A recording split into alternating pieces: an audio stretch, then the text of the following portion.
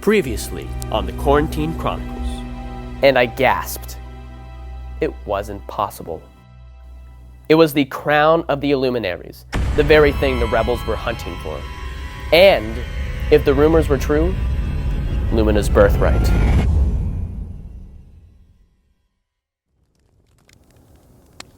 Well, hello there, and thanks again for joining us. This is the Quarantine Chronicles, and I'm your narrator, John Grayson. This week's Chapter 4 was written by Claire Crafts. I stood frozen, staring into the blackness where Lumina had just disappeared. I couldn't shake the unsettling feeling that with one discovery, I might have just lost any chance of ever reaching the outer rim and the safety it promised. Besides the labored breaths of Williams and the nearly imperceptible ticking of Scrounger, the cave was silent. The steady pulsing in my hand broke me from my shock, and I looked down again only to see dark red liquid seeping from a deep slice across my palm. The silver crown of the Illuminaries was set with sapphire and diamond stones, but now it was also marred with my blood. How many had been lost to this treasured jewel of the galaxies? And what was the commander doing with this? A sudden light from the darkness ahead reflected across the crown, beaming straight into my eyes. I closed the bag quickly and shielded my face with my hand. "Is there a problem, Duncan?" My eyes adjusted to the light only to see Lumina's glittering gaze piercing me, even from the distance. I took a shuddering breath to slow my pounding heartbeat. "None at all.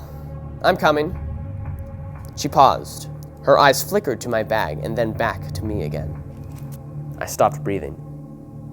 Had she seen the crown? I would take care of that cut if I were you. There's a lot of creatures in these tunnels looking for an easy meal. The sides of her mouth turned upward in a sly grin, flashing a glint of her fangs.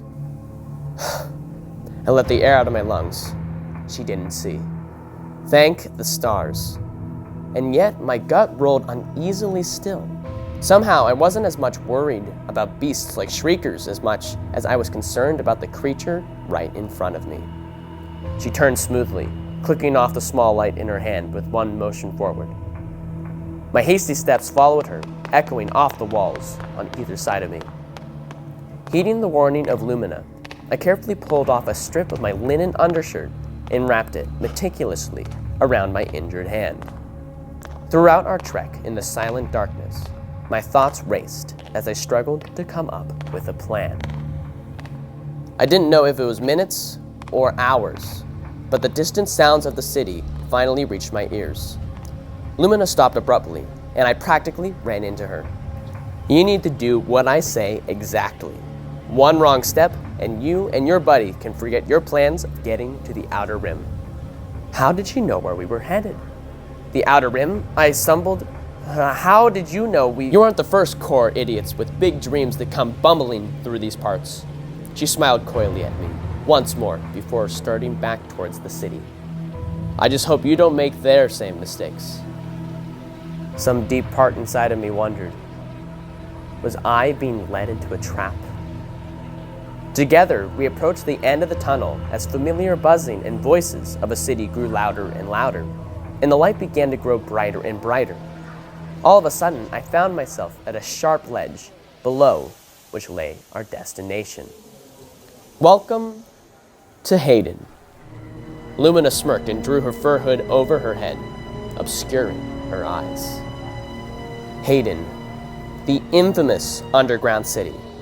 Centuries ago, it was a forgotten mining outpost, but now a massively overcrowded metropolis and home to the most unsavory characters of the galaxy. As I looked out across the colossal underground plain, the city lay stretched out before us. If years and years of filth and grime could build a city, this would be it. Tall obsidian towers rose up haphazardly, partially obscured by smoke, but none surpassed the central citadel, a natural formation of jet black rock that rose high above any artificial structure in the city. At the top of the rocky crag, a once pristine white palace appeared to be perched atop the central pinnacle. I clutched the commander's bag closer to me as we followed the path around the upper limits. and eventually descended down into the dirty streets. Just follow the plan, I told myself over and over again, looking for my escape. And at the quickest opportunity, I would slip away into the crowds and use the crown to get medical supplies, a weapon, and money for transport off this godforsaken planet. Somehow, I needed to find a way back to Williams and the outpost before Lumina could find us. While I didn't like the idea of giving up the crown of the Illuminaries to a stranger, it was the only choice I had. Adrenaline flooded my bloodstream, and I once again could feel my heart pounding in my chest. It was a horrible plan, with some frightening gaps. But I didn't trust Lumina, and the sooner I got away from her, the better. As if she could read my mind, the woman breathed uncomfortably in my ear. Remember, follow my orders. Lumina drew closer to me and placed a steely grip on my arm as she maneuvered her way easily through the crowds. So much for a quick escape. As we drew deeper into the heart of Hayden, I tried to take in everything about my surroundings. The undersiders around us were shadowy and unpleasant, often enveloped in dark robes and cloaks. I had only heard of these kinds of people in legends. Their skin tones varied from purple hues to yellow scales, and many towered overhead at impossible heights unimaginable to the earthlings I was used to. In my UN Space Corps uniform, I stuck out like a sore thumb. Lumina soon led us into a bustling marketplace filled with foods and goods equally unfamiliar and frightening. Everywhere I looked, dark eyes glared at me with glowering contempt. She pulled my arm close and whispered again into my ear, "Duncan, do you trust me?" I twisted sharply to face her, but was caught off guard by her unnerving smile. She suddenly released her grip on my arm and shrieked at an unearthly pitch. "Thief! Guards! This man tried to steal my satchel!" Before I could speak a word, I was surrounded by Hayden officers and immobilized by electric collars around my wrists and ankles, tying them together. Helpless rage consumed me as I searched the crowds for Lumina. She caught my eyes and mouthed, "The message is in your pocket." Oh right, I thought to myself. That message. As soon as the words registered, I felt the weight of an object in my left pocket, and I looked up again only to catch a fleeting glimpse of the commander's bag disappearing into the crowds with her. How did she? According to the international rules and guidelines of the galaxies, you have committed a crime within the limits of Hayden, and as such, you are subject to the sentencing of our leader, Lord Ramos.